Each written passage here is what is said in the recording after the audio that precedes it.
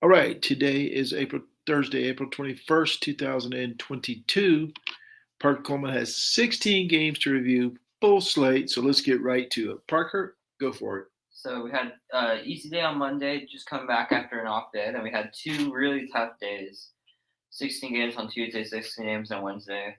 Thursday's games aren't going to be as tough. There will be less, I should say. But it's just been a very, very exhausting day, especially since the team I'm rooting isn't doing so well right now. First, we got the Pirates and the Brewers. This was the earliest game yesterday. Tellez homers in the bottom of the second, making it 1-0 Brewers. In the bottom of the seventh, Renfroe doubles, Narvaez singles, and then Gira homers, making it 4-0. Both Chavis and Newman single. Reynolds walks. The bases are loaded in the top of the eighth for the Pirates. Hayes singles, cutting the lead in half over the Brewers. Sweep the Pirates in the series. Just a quick recap for this game. 4-2 is the final score. Brewers beat the Pirates. Here was the first star. 1 for 4, home run, 3 RBIs. Woodruff for the second star, 6 innings, 1 hit, 9 strikeouts, 2 walks. Hayes was the third star, 1 for 4, 2 RBIs, 2 runs, 5 hits, no errors for the Pirates. 4 runs, 8 hits, no errors for the Brewers.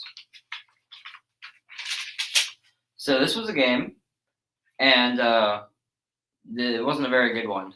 We got the Guardians and the White Sox first game. At the top of the first, both Straw and Clement reach on errors. So that was one of the reasons why it wasn't a good game. The second inning was also one of the reasons why it wasn't a good game. Well, if you're a White Sox fan, I'm not really a White Sox fan, but exciting wise, it was a bit of a laugher. After Rosario's fielder's choice scores a run, the Guardians are up 1-0 going to the second.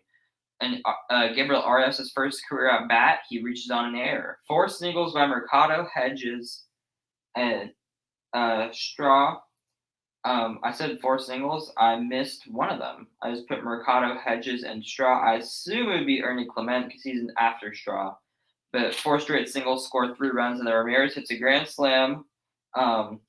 Reyes, Rosario, and Naylor are all single for another run. Arias reaches on an air again. RBI single by Mercado, and Dallas Keuchel's day is finally over after giving up 10 runs, 8 of them earned in an inning without getting any outs in the second. So it's 10-0 Cleveland until the sixth. Engel singles. Anderson gets the RBI double, putting the White Sox on the board. In the bottom of the eighth, Straw walks, moves second on the ground out. Kwan hits an RBI single. To go to the final score of 11-1. It was a laugher, and a lot of people were laughing at Dallas Keuchel after the game. Ramirez was the first star. He was 1 for 4, home run, 4 RBIs. Bieber was the second star, 6 innings, 4 hits, 1 run, 7 strikeouts. Mercado was the third star, 2 for 4 and RBI, 1 run, 5 hits, 4 errors for the White Sox. That was a tough, most amount of errors that have been committed in the game so far this year. For the White Sox, 11 hits, 11 runs, and no errors for the Guardians. This was a high-scoring game. Phillies Rockies. Grichuk and Bryant both single. McMahon doubles them both in to make it 2-0.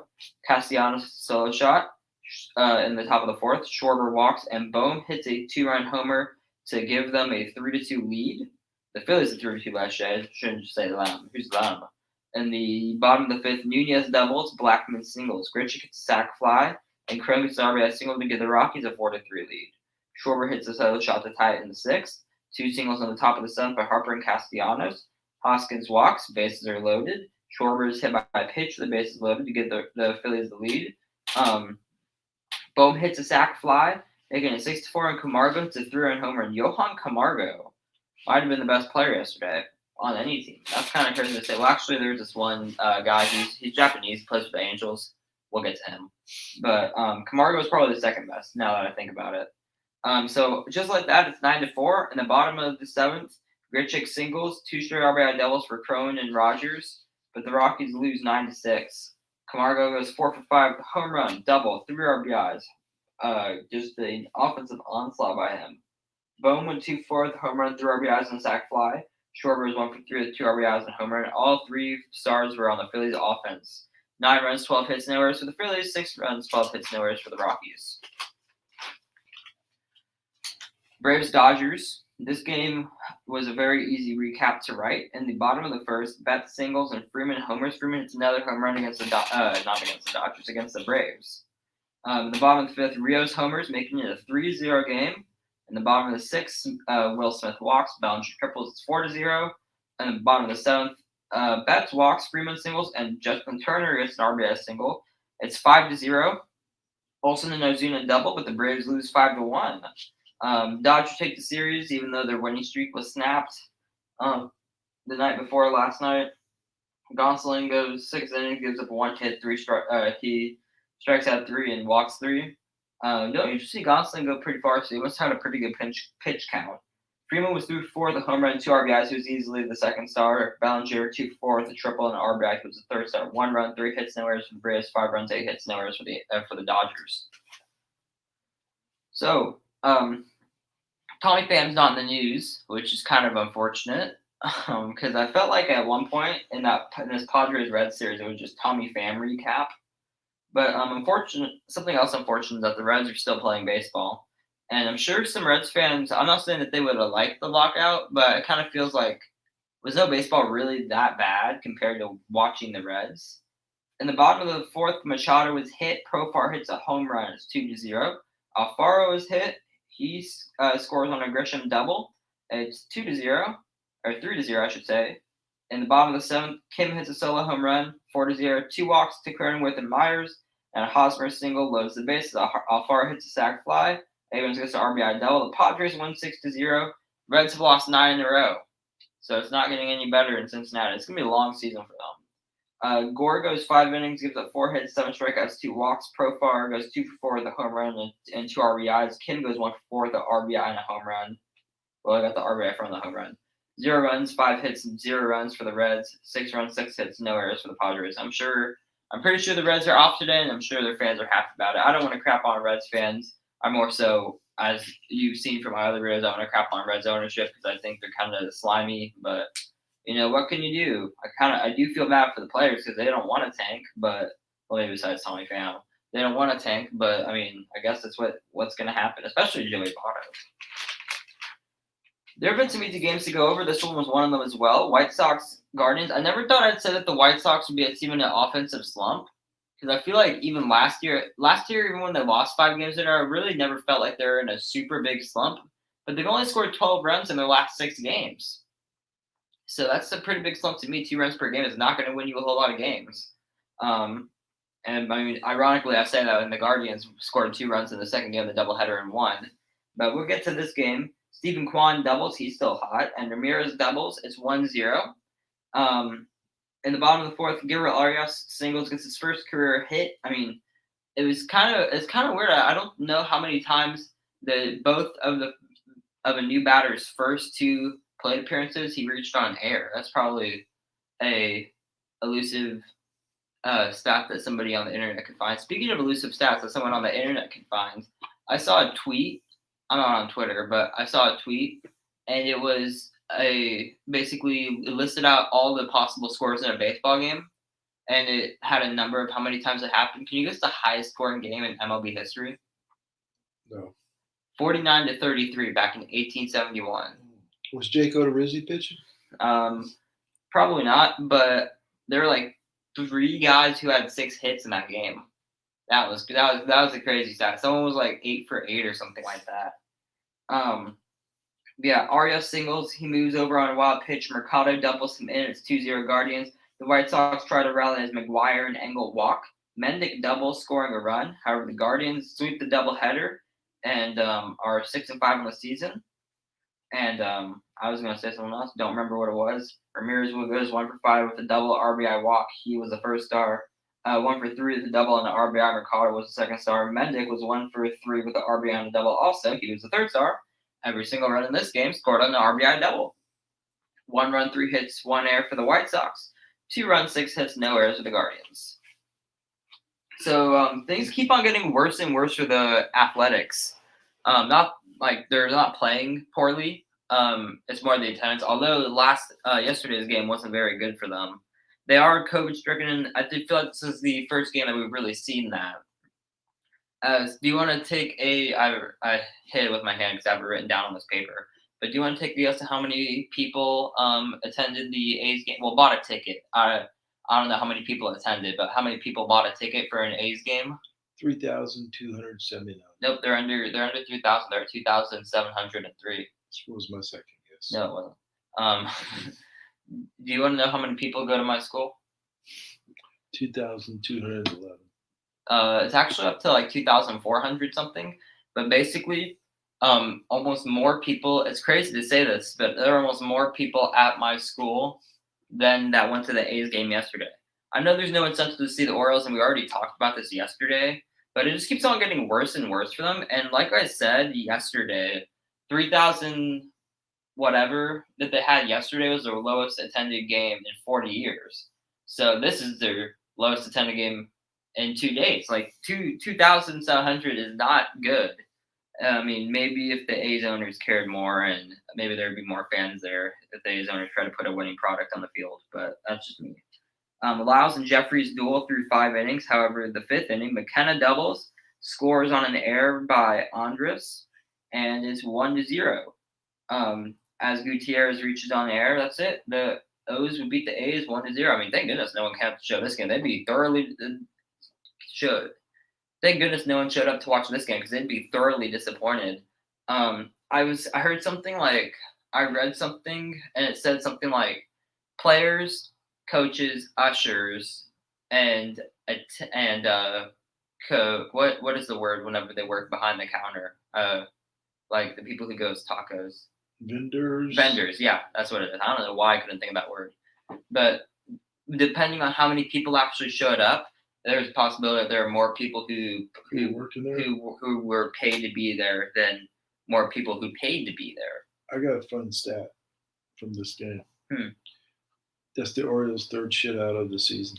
And they're 4-8. Yeah. Yeah.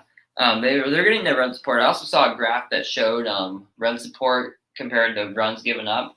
Unsurprisingly, the Rangers have the most amount of runs for however many runs they give up. The Orioles are actually a very, very decent pitching team so far. I mean, it's 12 games, but so far they're a decent pitching team, not a decent offensive team.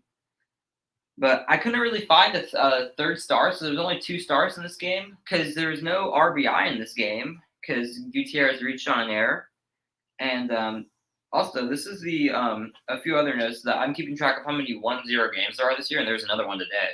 But this is the third 1-0 game of the season, and the road team won for the first time in a 1-0 game. And also, there were 5,000 people who showed up to the A's AAA game yesterday, and there were only 2,000 for their major league game today.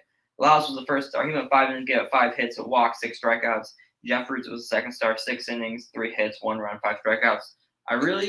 It's really sad. I know baseball in Oakland is about to end, which is kind of sad because it's been there for like 40 or 50 years. I'm sure there are A's fans out there, but like Oakland, they're going out sad. They're not playing super poorly again, but they are looking really bad when it comes to this attendance stuff. 1 run, 5 hits, no errors for the Orioles. No runs, 7 hits, 1 error for the A's. This game looked like it would be tough to write and fit in through 6 innings, but then the rain kind of helped me there. This game only went 6 innings. It's the Rays and the Cubs.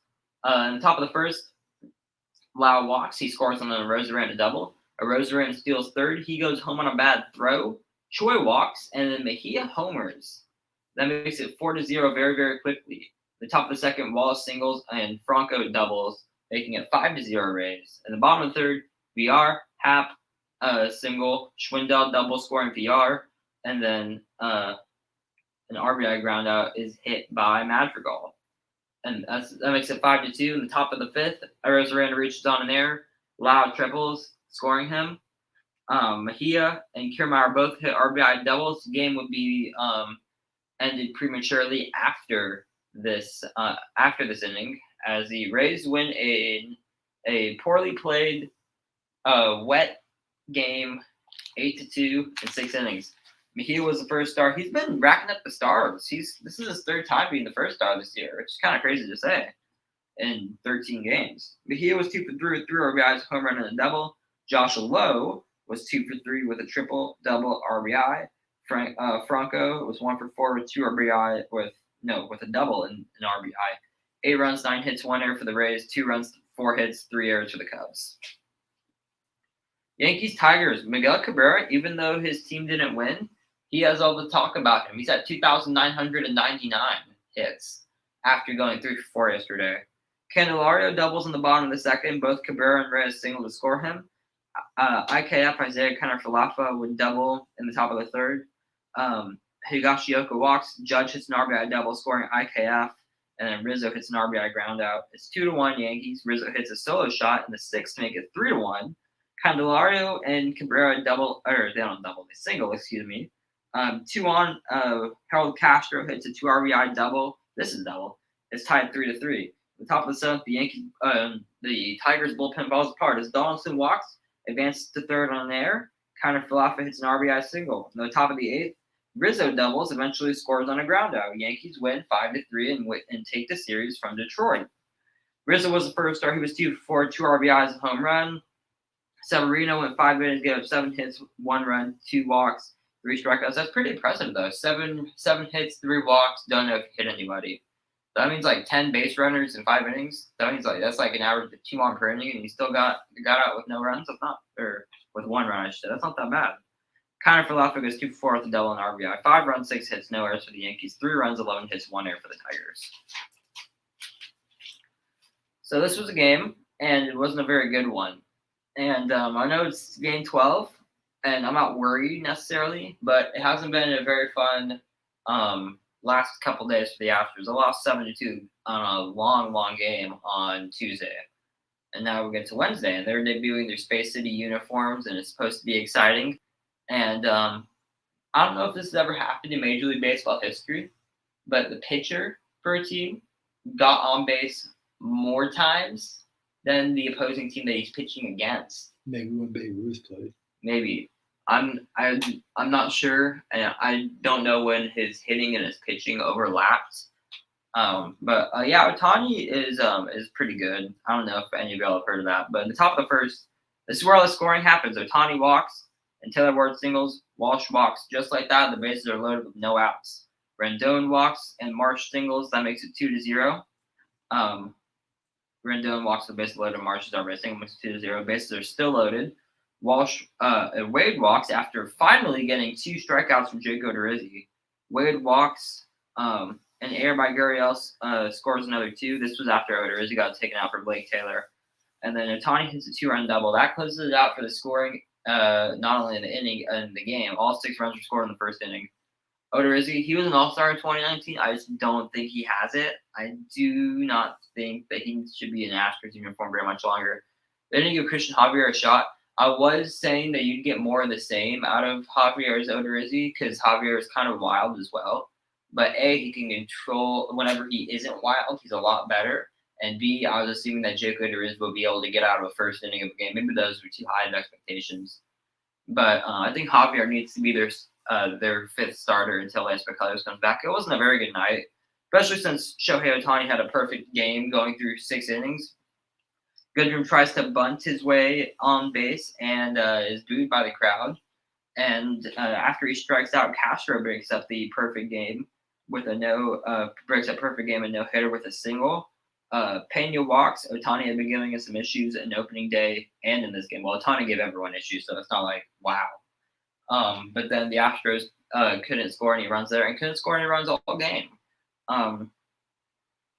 It's kind of crazy that Castro was hitless on the season until he faced Shohei Ohtani, who was throwing a perfect game, and he broke it up. That's just kind of how baseball works. Well, I don't know. Works is probably too strong of a word. That's how baseball exists, is what I should say. Ohtani was easily the first star, and why wouldn't he be? 6 innings, 1 hit, a walk, 12 strikeouts. On the pitching side, on the hitting side, he went 2-for-4, 2 RBI and a double. Marsh was 2-for-2 with a double RBI walk. And then I had to give the 3rd star to somebody because I already had a game, the Orioles and A's game, where I didn't give 2 stars to somebody, and I was thinking I probably want to give 2 stars to someone here, or 3 stars to someone here. So I chose Tyler Wade. He was 0-for-3 with the RBI walk. I don't know how much he deserves a star necessarily, but it was kind of tough because Ohtani did a lot of got 1/3 of the RBIs on the hitting side too. So what was I going to do? Put the pitching version of him as the 1st star and the hitting version of him as the 3rd star? Like I don't know what I was going to do. I mean, this is kind of what you have to think about when you have Shohei Ohtani. I'm glad that there's no one else like him because that'd be a massive headache. But 6 runs, 6 hits, no errors for the Angels. No runs, 1 hit, 1 error for the Astros. The Astros are probably very, very thankful that the Angels are out of town because they actually gave them a bit of trouble in this series. And that was without Mike Trout, too. So that wasn't very good. Cardinals, Marlins. This game was also not very good for Marlins fans, at least. And I would really be disliking the Marlins right now if I were Sandy Alcantara.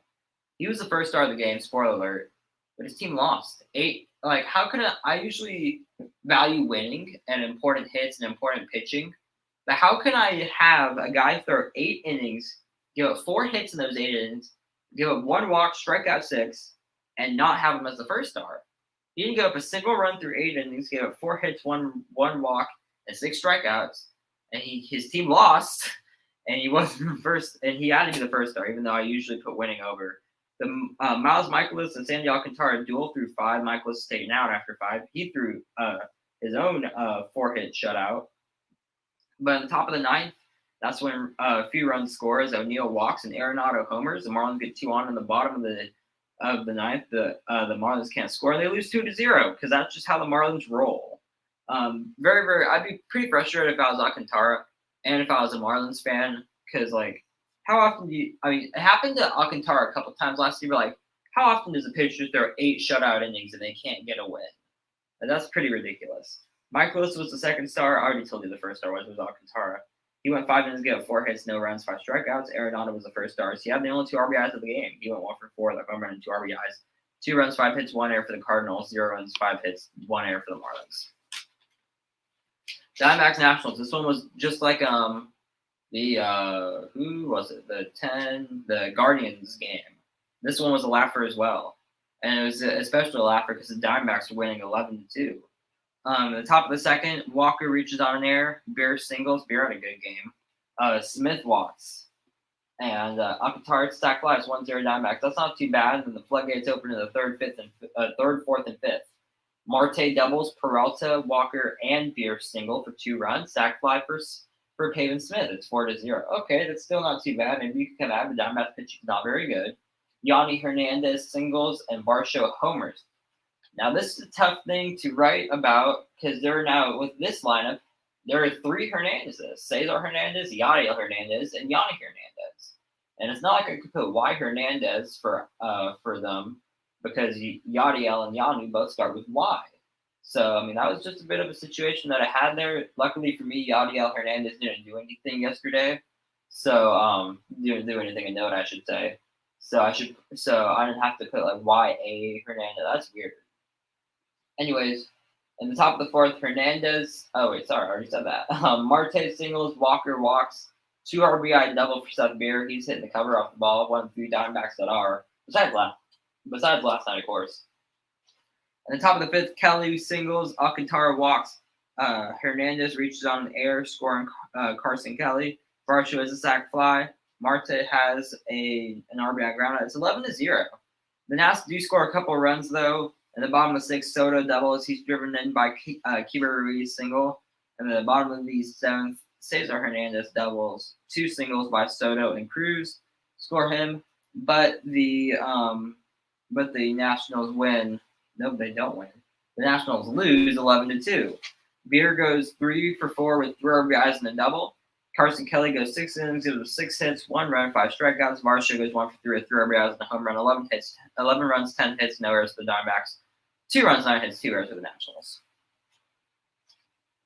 Blue Jays versus Red Sox. This game was interesting for about 2 innings, and then the Blue Jays just kind of ran away with it. Martinez gets an RBI single after Devers doubles in the bottom of the 1st. Chapman singles, Tapia homers for a lead. Espinal and Kirk walk. Biggio single loads the bases. Springer hits a sac fly. A 2 RBI single for Bichette. It's 5-1. And that would be about all the scoring until the 7th as Gurriel singles. Oh, by the way, Springer was taken out of the game in the 5th inning due to a hit by pitch. It doesn't sound super serious, but he might not be facing the Astros on Friday. He might not get to play the Astros again, which I mean, it's just kind of crazy. Well, they play him, I think, 6 times in the next 10 games. So Yeah. eventually, hopefully. Well, I guess he wouldn't be able to play at Minute Maid Park probably. Also another weird coincidence is that 2 center fielders were hit by pitch in a game before they played the Astros. Mike Trout on Sunday, and then George Springer on Wednesday. Again, mixed up with my days here. So a bit of a coincidence there. I can't say AL West pitchers anymore, or pitchers, what the heck. I can't say AL West center fielders because Springer's in the AL East now, but that's just a bit of a coincidence. Gurriel singles and is moved over by a steal in the 7th. Wild pitch for and he moves to third on a wild pitch. SBL on sac fly. Jays win 6-1.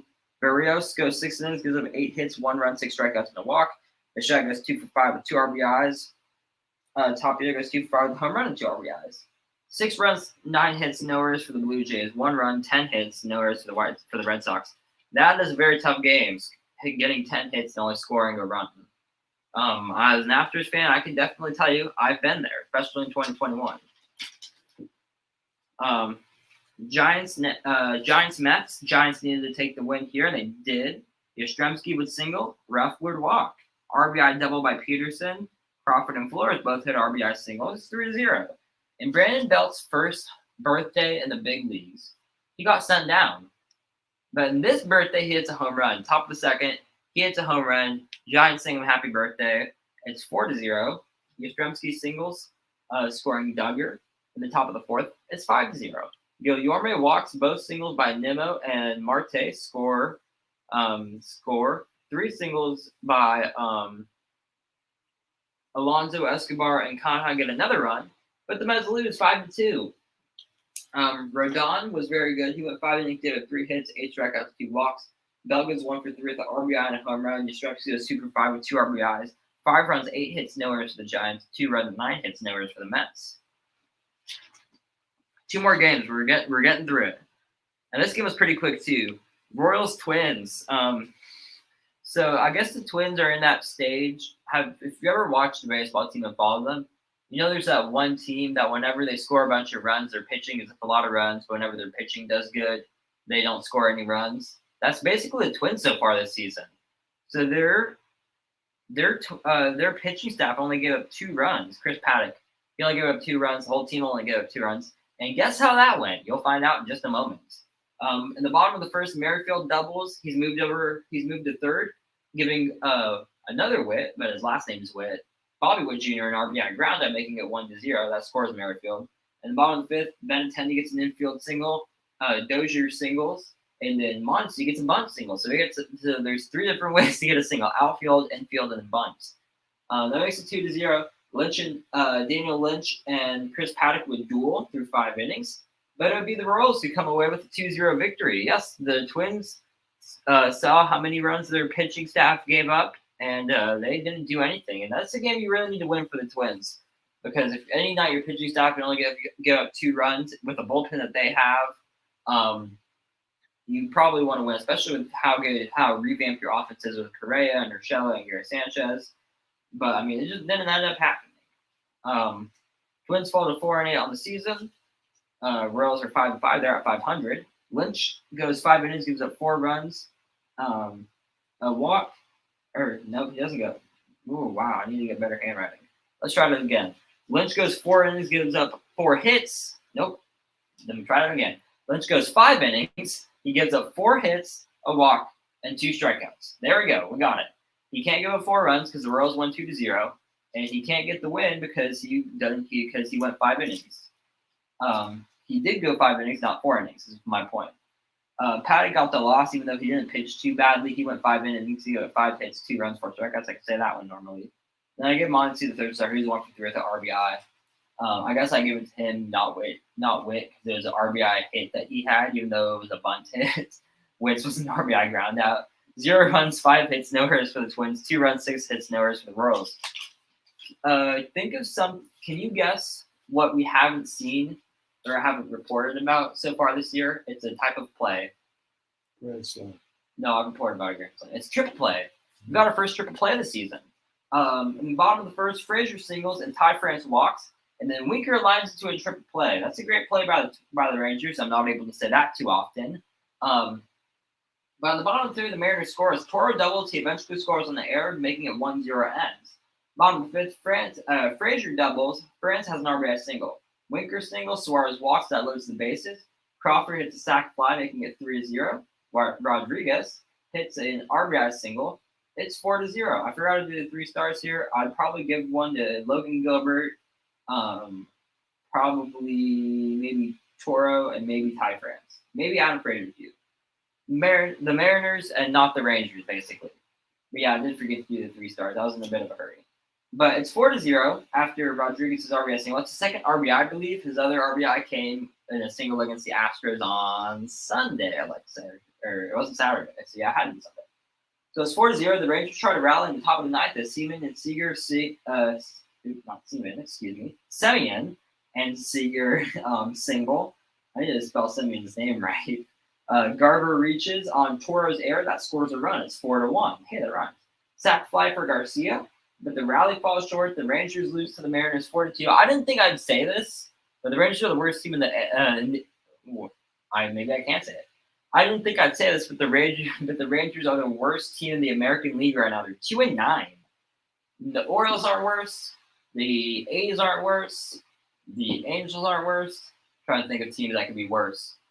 But they're the worst team in the American League. I didn't think they'd be good necessarily. But again, it is surprising to see how bad they've fallen. Of course, it's 11 games. The Astros had a stretch last year. They went 1-10 in early April. But yeah, it wasn't a very good it's not a very good start for the season for the Rangers. And this is kind of, again, how I kind of feel about the Twins. The Rangers did give up 4 runs.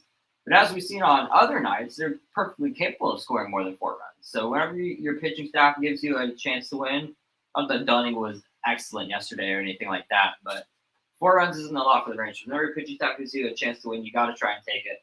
Like I said, I can't give you the specific stats for the first star. I'm sure the first star from you would be Logan Gilbert because he threw a shutout because the runs didn't score until the 9th. And then I guess I'd give it to France or Frazier, or maybe, yeah, probably France and Frazier would be the other 2 stars, but I didn't write them down, so I can't tell you the specific stats. Don't want to make something up on the fly. I want to be honest. 2 runs, 8 hits, 1 error for the Rangers.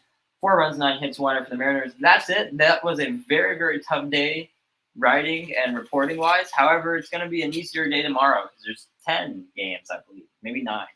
All right. 32 minutes, 32 seconds, probably a record for 16 games, about 2 minutes per game, plus some commentary along the way. Thanks to Parker Coleman for the recap of the game. There were some easy games. I'll say there's one that ended 1-0, 2 that ended 2-0, and a game that ended 2-1. So that made it a lot easier. And those recaps are good because it makes it a lot easier to write too. Thanks to Parker Coleman for recapping all 16 games in about 2 minutes apiece. We'll be back tomorrow with the 10 or so games from today. Thanks for tuning in.